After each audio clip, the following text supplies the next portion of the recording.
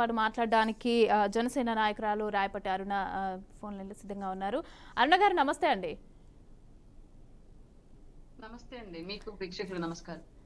ముందుగా మనం మాట్లాడుకోవాలి ఇక్కడ పవన్ కళ్యాణ్ గురించి మొత్తం దేశం అంతా కూడా మాట్లాడుతోంది. అయితే ఇదే విధంగా మహారాష్ట్రలో బీజేపీ గెలవటానికి మెయిన్గా పవన్ కళ్యాణే ఒక కారణం అనేది కూడా మాట్లాడుతున్నారు. పవన్ కళ్యాణ్ తుఫాన్ అనేసి అని చెప్పి మోదీ అనడం జరిగింది. అదే విధంగా ఇప్పుడు మహారాష్ట్ర ఎన్నికల్లో కూడా అదే విధంగా ఉంది. అయితే ఏ విధంగా చూడాలి, దీన్ని ఏ విధంగా మాట్లాడాలంటారు? ప్రస్తుతం ఉన్న పరిస్థితుల్లో పవన్ కళ్యాణ్ గారి యొక్క పాదాల వెంట విజయం పరుగులు పెడుతోంది అని చెప్పుకోవడంలో మాకు ఎలాంటి అతిశయోక్తి లేదండి. ఆయన పాదం ఎక్కడ మోపితే అక్కడ విజయం వెన్నంటే ఉంటుంది. ఆంధ్రప్రదేశ్ లో పోటీ చేసినటువంటి అన్ని స్థానాల్లో అందరు అభ్యర్థుల్ని గెలిపించుకోవడంతో పాటు కూటమి యొక్క అభ్యర్థులకి భారీ మెజారిటీ రావడంలో కూడా ఆయన ప్రధాన భూమిక పోషించారు. ఏ పార్టీ నుంచి పోటీ చేసినప్పటికీ ఎన్డీఏ అలయన్స్ లో. అట్లాగే ఇవాళ కేంద్రం నుంచి కూడా వచ్చిన పిలుపు మేరకు మిగతా రాష్ట్రాల్లో ఎన్డీఏ తరపున ఎక్కడైతే ఆయన ప్రచారానికి వెళ్ళాడో అక్కడ కూడా ఆయన ప్రచారం చేసినటువంటి ప్రతి నియోజకవర్గంలో అభ్యర్థులందరూ గెలిచారు. దీన్ని బట్టి మాకు అనిపిస్తుంది ఏంటంటే ప్రస్తుతం ఆయన పాదాల వెంట విజయం పరుగులు పెడుతోందని చెప్పేసి అనిపిస్తోంది. గతంలో రాష్ట్రంలో ఎన్నో అవమానాలు పడ్డ వ్యక్తి ఆయన. రాజకీయాలకు అతీతంగా వ్యవహరించి రాక్షసుల్లాగా ఆయన వ్యక్తిగత జీవితాన్ని, ఆయన కుటుంబ సభ్యులను కూడా ఇబ్బంది పెట్టినటువంటి ఎన్నో ఇబ్బందుల్ని, అలాగే ఆయన ఆర్థిక మూలాల మీద దెబ్బ కొట్టాలని చెప్పేసి ఆయన సినిమా టికెట్ల మీద కూడా కర్కశత్వం చూపించినటువంటి అప్పటి ప్రభుత్వం నుంచి అన్ని దాష్టికాలను ఎదుర్కొని నాకెందుకు ఈ రాజకీయాలు అనుకోకుండా ఖచ్చితంగా ఈ ప్రజల కోసం నేను నిలబడాల్సిందే, రాష్ట్రంలో ఉన్నటువంటి అసమానతలను తొలగించడానికి నాలాంటి నిస్వార్థపరుడు నిలబడితేనే సామాన్యుడు పెద్దవాడు అవ్వగలడు, పేదవాడికి న్యాయం జరుగుతుందని చెప్పేసి బలంగా నమ్మి ఎన్ని ఆటంకాలు ఎదురైనా, ఎన్ని ఒత్తిళ్లు ఎదురైనా, ఎంత బురద జల్లినప్పటికీ కూడా అన్నింటినీ అధిగమిస్తూ ఇవాళ రాష్ట్ర రాజకీయాలను కాదు దేశ రాజకీయాల్లో కూడా చక్రం తిప్పే వ్యక్తిగా ఆయన నిలబడ్డం, ఆయన వెంట ఆయన అడుగుజాడల్లో మేము నడవడం నిజంగానే మాకు చాలా హ్యాపీగా ఉంది. చరిత్ర ఎప్పుడైనా చెప్పుకోవాల్సి వస్తే పలానా టైంలో పలానా పవన్ కళ్యాణ్ గారు ఉండేవాళ్ళు, ఆయన టైంలో ఇలా రాజకీయం జరిగింది, ఆయన టైంలో ఇలా ఆయన హవా కొనసాగింది, ఆయన కాలంలో మేము పని చేసాం, లేదంటే మా పిల్లలు మా తర్వాత జనరేషన్స్ కూడా ఆ టైంలో మా పూర్వీకులు కూడా ఉన్నారని చెప్పుకోవడానికి మా వాళ్ళకు ఒక అవకాశం దొరికిందని చెప్పేసి అయితే చాలా హ్యాపీగా ఉందండి. ఒక్క చోట కూడా గెలవలేదన్నారు, వార్డు మెంబర్ గా కూడా గెలిపించుకోలేకపోయారని చెప్పేసి అన్నారు. కానీ ఇవాళ ఓన్లీ ఒక్క చోట కాదు, పోటీ చేసిన అందరినీ గెలిపించుకున్నారు, ప్రచారం చేసినటువంటి అందరినీ గెలిపించారు. అలాగే దేశ ప్రధాని ఎన్నికలో కూడా ప్రధానమైనటువంటి భూమిక పోషించారండి. నిజంగానే అట్లాంటి వ్యక్తి ఆంధ్ర రాష్ట్ర రాజకీయాల్లో ఉండడం, అది కూడా తెలుగువాడై పుట్టడం మనం అందరం గర్వించదగ్గ విషయం. అదేవిధంగా ఇప్పుడు బీజేపీ నెక్స్ట్ ఒక కీ రోల్ ఉండే, అలాగే ఒక పోస్ట్ని కూడా తనకి ఇస్తారు అనేసి అని చెప్పి ఒకటైతే నడుస్తోంది. దీన్ని ఏ విధంగా చూడొచ్చు? అంటే బీజేపీ ఏ విధంగా పవన్ కళ్యాణ్ని యూజ్ చేసే అవకాశం ఉంది? ఇండియా మొత్తం వాడదాము అనేసి అని చెప్పి బీజేపీ అనుకుంటుంది అంటూ కూడా మాటలు బయటకు వస్తున్నాయి. అంటే ఏ విధంగా చూడాలి దీన్ని?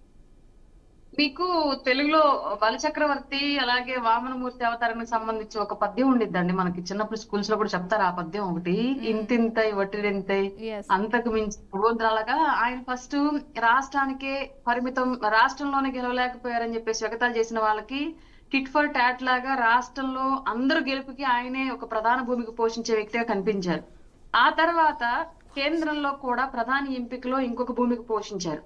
ఆ తర్వాత ఎన్డీఏ అలయన్స్ తరపున దేశంలో ఉన్నటువంటి కూటమి వ్యక్తులకు కూడా ప్రచారం చేసి ఆయన యొక్క హవాని మళ్ళీ ఇంకొకసారి చేర్చున్నారు. ఇప్పుడు పైగా ఇప్పుడు ఇంకో సమస్య ఏంటి అంటే ఎన్డీఏ కూటమిలో కూడా అలయన్స్ లో ఉన్న అన్ని పార్టీల నాయకుల్లో కూడా ఇంత చరిష్మా ఉన్నటువంటి నాయకులు వేరే ఏ పార్టీలో కానీ ఏ స్టేట్ లో కానీ లేరండి. కేవలం ఆ స్టేట్ కి లేదంటే ఆ లాంగ్వేజ్ పీపుల్ కి మాత్రమే పరిమితమైనటువంటి వ్యక్తులు, లేదా ఆ కమ్యూనిటీ పీపుల్ కి పరిమితమైనటువంటి వ్యక్తులు లీడర్లుగా ఉన్నటువంటి ఈ సిచ్యువేషన్ లో మొత్తం ఇండియా మొత్తం గుర్తించదగినటువంటి వ్యక్తిగా ఒక తుఫాన్ అని ప్రధానమంత్రి మోడీ గారు ఊరికే అనలేదండి ఆంది అని చెప్పేసి. ఆయన నిజంగానే ఇవాళ ఒక రాజకీయ తుఫానుగా దేశంలోని నలుదిశలా విస్తరిస్తూ వ్యాపిస్తూ ఉన్న వ్యక్తిగా ఇవాళ పవన్ కళ్యాణ్ గారు ఎదుగుతూ ఉన్నారు.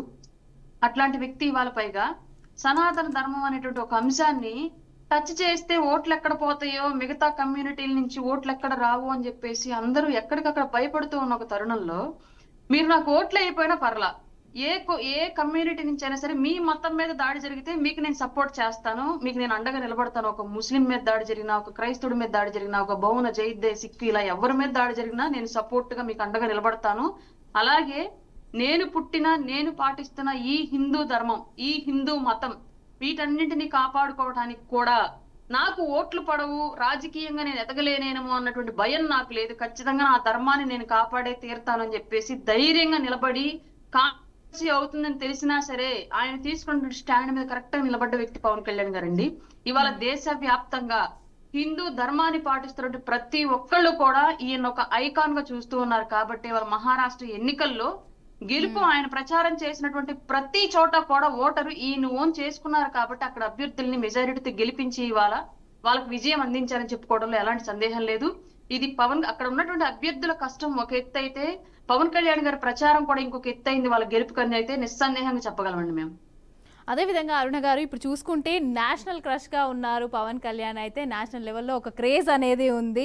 బీజేపీ ఒక ఆయుధం లాగా వాడుకుంటుంది పవన్ కళ్యాణ్ని అని చెప్పి ప్రతిపక్షాలు ఆరోపణలు అయితే చేస్తున్నాయి. అయితే వాడుకుంటున్నారు అనేది అలా అనకూడదు, బట్ ఆయుధంగా వాడుతున్నారు అని అనకూడదు, బట్ వాళ్ళు అంటున్నారు. ఏ విధంగా చూడొచ్చు అంటే సపోర్ట్గా ఉన్నారు అనుకోవచ్చా, లేకపోతే వాడుతున్నారు అనేసి అని చెప్పి ప్రతిపక్షాలు అయితే మాట్లాడుతున్నాయి. ఈ విధంగా సనాతన ధర్మం గురించి చెప్పండి.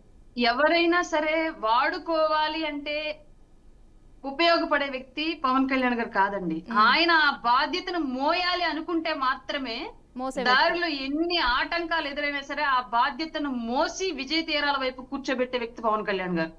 అందులో భాగంగానే గతంలో ఎన్డీఏ అలయన్స్ రాష్ట్రంలో అలయన్స్ జరిగినప్పుడు వైసీపీ రాష్ట్రంలో చేసినటువంటి పుకారు ఏంటి అంటే టీడీపీ పవన్ కళ్యాణ్ గారిని వాడుకుంటోంది, రేపొద్దున గెలిచిన తర్వాత పక్కన పెట్టేసిద్ది, ఏమి ఉండదు, జనసేన కార్యకర్తల్ని పక్కన పెట్టింది, జనసేన నాయకులను పక్కన పెట్టింది, పవన్ కళ్యాణ్ గారిని పక్కన పెట్టింది అని చెప్పేసి విపరీతమైనటువంటి ప్రచారాన్ని తీసుకొచ్చారండి.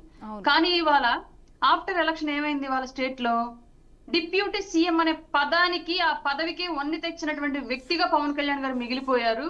అలాగే అన్ని బాధ్యతలు ఇచ్చినటువంటి కూటమిగా కూడా కూటమిలో ఉన్నటువంటి గౌరవ ముఖ్యమంత్రి చంద్రబాబు నాయుడు గారు అలాగే ప్రధానమంత్రి గారు కూడా ఆయనకు ఆ ప్రయారిటీ ఇచ్చారు, ఆ ప్రివిలేజ్ ఇచ్చారు పవన్ కళ్యాణ్ గారికి. వాళ్ళ స్టేట్ లో ప్రతి అంశము పవన్ కళ్యాణ్ గారి యొక్క మాట అనంతరమే ఆచరణలోకి వస్తున్నటువంటి సందర్భాన్ని మనం చూస్తూ ఉన్నాం. అట్లాగే ఇవాళ కూడా మళ్ళా రాష్ట్ర రాజకీయాల నుంచి కేంద్ర రాజకీయాలకు వెళ్ళేటప్పటికి సేమ్ బురద మళ్ళీ చెల్లే ప్రయత్నం చేస్తున్నారు. బీజేపీ వాడుకుంటోంది పవన్ కళ్యాణ్ గారిని అని చెప్పేసి. ఎవరన్నా వాడుకోవాలి అనుకుంటే అంత అనాలోచితంగా అడుగులు వేసే వ్యక్తి పవన్ కళ్యాణ్ గారు. పవన్ కళ్యాణ్ గారు కాదు. ఎవరికైనా ఉపయోగపడాలి లేదా ఏదైనా బాధ్యతను నేను ముందుకు తీసుకెళ్లాలి అనుకుంటే మాత్రమే ఎన్ని ఇబ్బందులు ఎదురైనా సరే దృఢంగా నిలబడి తను అనుకున్న గమ్యాన్ని చేరగలిగే వ్యక్తి పవన్ కళ్యాణ్ గారు. అందులో భాగంగానే వాళ్ళ ఎన్డీఏ కూటమి యొక్క విజయాన్ని దేశ దిశలా నలుదిశలా చూడాలి అనుకుంటున్నారు. కాబట్టి ఆ బాధ్యతను ఆయన ఆ భుజాలకు ఎత్తుకున్నారు.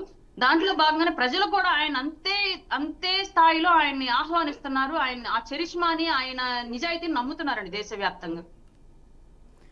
రైట్. అదే విధంగా చూసుకుంటే సనాతన ధర్మం విషయంలో కూడా పవన్ కళ్యాణ్కి ప్లస్ అయింది. అదేవిధంగా నార్త్లో కూడా ఈ సనాతన ధర్మం వల్లనే క్రేజ్ అనేది వచ్చింది. ఈ రకంగానే మహారాష్ట్రలో ఎన్నికలకి బాగా క్రేజ్ అనేది వచ్చింది. ఆయన అక్కడ అందుకే బీజేపీ వాడుకుంది అనేసి అని చెప్పి కూడా ప్రతిపక్షాలు మాట్లాడుతున్నాయి. ఏ విధంగా చూడాలి ప్రతిపక్షాల మాటలను? దీనికి ఏమైనా కౌంటర్ వచ్చే అవకాశం ఉందంటారా జనసేన నుంచి? కౌంటర్ అంటే ఇందులో కౌంటర్ ఏమీ లేదండి. ఇప్పుడు సపోజ్ ఆయన ఒక సనాతన ధర్మ పరిరక్షకుడుగా ఒక ఐకాన్ గా దేశ ప్రజలు ఆయన నమ్ముతున్నప్పుడు ఆయనకున్నటువంటి చరిష్మాని ఎన్నికల్లో భాగంగా విజయం కోసం వాడుకోవట్లో తప్పేమీ లేదండి. ఒక వ్యక్తిని ఒక విధానంలో ప్రజలు చూస్తున్నారు అనుకున్నప్పుడు ఆ విధానంలో ఆలోచించే ప్రజల యొక్క ఓటు బ్యాంక్ ని ఎన్డీఏ అలయన్స్ వైపు తిప్పుకోవడంలో పవన్ కళ్యాణ్ గారిని ఉపయోగించుకోవడంలో ఎలాంటి తప్పు లేదు. అది ఎవరైనా చేసే పని. ఇప్పుడు మిగతా ఎన్డీఏ కూటమి కాకపోయినా మిగతా పార్టీలైనా సరే ఇక్కడ నుంచి తెలంగాణ నుంచి ఒక లీడర్ని ఇంకో చోట నుంచి ఇంకో లీడర్ని తీసుకెళ్లి ప్రచారాలు చేయించారంటే దాని అర్థం ఏంటండి? వాళ్ళ యొక్క ఐడియాలజీతో కనెక్ట్ అయ్యే పీపుల్స్ మిగతా స్టేట్స్ లో ఉంటారు కాబట్టి వాళ్ళ యొక్క ఓటు బ్యాంక్ ని వీళ్ళని తీసుకెళ్లి చూపించడం మూలంగా తీసుకొచ్చుకోవాలని చెప్పేసి ఉద్దేశంతోనే కదా చేశారు. ఇది రాజకీయాల్లో సర్వసాధారణంగా జరిగేటువంటి ప్రక్రియ. దాన్ని వాళ్ళు ఎన్డీఏ కూటమి కొత్తగా స్టార్ట్ చేయలేదు. పవన్ కళ్యాణ్ గారే కొత్తగా ఇందులో ఈ యాక్ట్ చేయట్లేదు. ఇది ప్రతి ఒక్కళ్ళు కూడా చేసే అంశమే. ఇది సర్వసాధారణంగా జరిగే విషయమే. కాబట్టి సనాతన ధర్మాన్ని పాటించేటువంటి రాష్ట్రాలు అత్యధికంగా ఆ పాపులేషన్ ఎక్కువగా ఉన్నటువంటి స్టేట్స్ లో ఎక్కడైనా సరే ఎలక్షన్స్ లో ఈయన ఐకాన్ గా ఉన్నారు కాబట్టి ఆ ధర్మ పరిరక్షణ కోసం ఈయన తీసుకెళ్లి అక్కడ యూజ్ చేసుకోవడంలో ఈయన ద్వారా అక్కడ ప్రచారం కొనసాగించడంలో ఎలాంటి తప్పు లేదు. అలాగే ఆయన కూడా ఇష్టంగా ఎన్డీఏ అలయన్స్ లో ఉన్నారు కాబట్టి మోడీ గారి నాయకత్వంలో నడుస్తున్నారు కాబట్టి మోడీ గారి యొక్క సహాయ సహకారాలు అలాగే ఆయన నాయకత్వం ఈ దేశానికి అవసరం అని చెప్పేసి బలంగా నమ్ముతున్నారు కాబట్టి పవన్ కళ్యాణ్ గారు ఆయన కోసం ఆయన నాయకత్వాన్ని నిలబెట్టుకోవడం కోసం దేశంలో ఏ స్టేట్ లో అయినా సరే ప్రచారానికి వెళ్ళడం మాకేమీ తప్పుగా కనిపించట్లేదు. ఇదే కరెక్ట్ అయిన పందా కూడా ఆయన నేషనల్ లీడర్ గా ఎదగడానికి. రైట్ అరుణ గారు, థ్యాంక్స్ ఫర్ జాయినింగ్.